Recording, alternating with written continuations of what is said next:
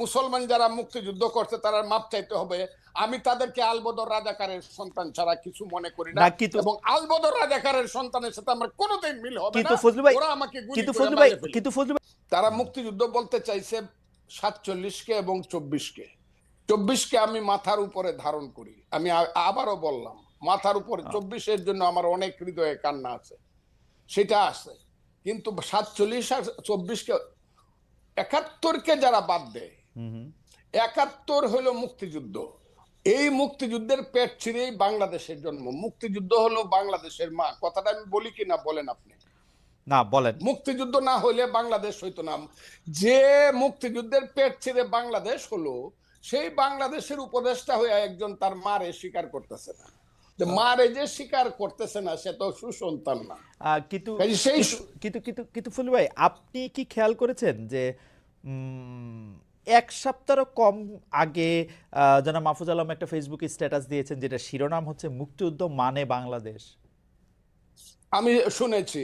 তাইলে ওই পেজটা উনি এই বিতর্কটা উনি সৃষ্টি, তাইলে আমি যদি বলি অবশেষে অরিন্দম কহিলা বিষাদে, আপনি যেটাকে লিবিয়া, সিরিয়া, ইরাক দেখতেছেন, সেটা কি আপনার কাছে মনে হয় না এটা আপনার ইন্টারপ্রিটেশনে আপনি এরকম দেখতেছেন?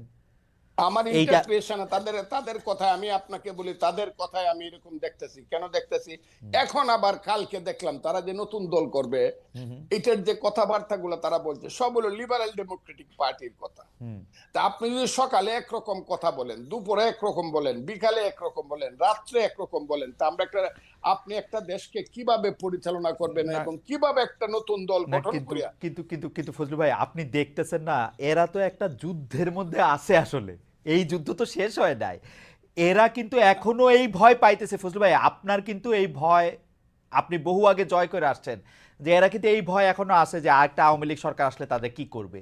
এরা যখন মাঠে কাজ করতে যাচ্ছে, আপনি জানেন বিভিন্ন রাজনৈতিক দলের নেতাদের কিন্তু ওদের নানাভাবে মোকাবেলা করতে হইতেছে। বাংলাদেশের রাজনীতির মাঠে তাকানো। আমার কথাটা শুনতে হবে আপনাকে। চেতনার দিকে যদি আপনার ঘাটতি থাকে, চেতনায় ঘাটতি। জি, রাজনীতিতে প্রথম আসে ফিলোসফি, ইডিওলজি। রাজনীতির প্রথম কাজ হলো ফিলোসফি, ইডিওলজি। তারপরে আসবে understanding, feelings, realization, theory and practice. Right.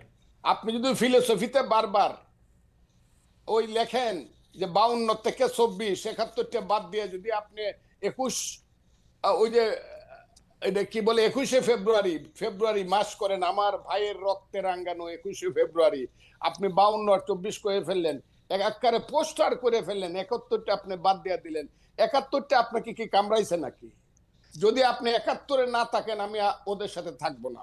আর ছেলেরা যদি 71-এর সাথে থাকে, মুক্তিযুদ্ধের সাথে থাকে, বাংলাদেশের সাথে থাকে, যে ইয়েস বাংলাদেশ ঠিক আছে, 71 ঠিক আছে, তাদের যে নেতা, বাংলাদেশের নেতা শেরে বাংলা একে ফজলুল হক, হুসেন শহীদ সোহরাওয়ার্দী, মৌলানা আব্দুল হামিদ খান ভাসানী, শেখ মুজিবুর রহমান, আতাউল গনি উসমানী, সামরিক নেতা, I do hereby declare the independence of Bangladesh on behalf of our great leader Bangabandhu Sheikh Mujibur Rahman, সেই মেজর জিয়া, সেই খালেদ মুশাররফ, সেই 11টা সেক্টর মুক্তিযুদ্ধকে যদি তারা মানে, আমি কোন ক্ষমতার দ্বারে তো আমি আপনি শুনছেন বুঝে আমি বলছি, আমাকে প্রধানমন্ত্রী দিল, আমি 10 দিনের সময় নিব যে আমার একটু চিন্তা করতে দেন, নিব কিনা।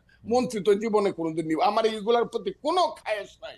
তারা যদি এইটা মানে, ওই ছেলেরা দেশ চালাক তাদের নীতিগত ভাবে, কিন্তু মুক্তিযুদ্ধ না মানলে আমি যেই না মানবে তাদের বিরুদ্ধে থাকবো। ফজলু ভাই, আমি খালি ওদের ডিফেন্সে আমি বলতে চাই যে আজকে আমি দেখলাম যে সংস্কৃতি উপদেষ্টা ওই যে 71, 25 মানে 52 পরেই 52 পরে 24 এরকম 71 বাদ দিয়া কিনা, ওইখানে আমি দেখলাম যে পোস্টারের থিমের মধ্যে 71 আছে আসলে, কিন্তু যেটা সামনে কম আসছে, মানে এটা আছে 1 আর 2 হলো আমি 71 যার কম আছে, বাপের নামটা যার ছোট করে লেখে, শাসার নামটা বড় করে লেখে, না কিন্তু সে সুসন্তান না।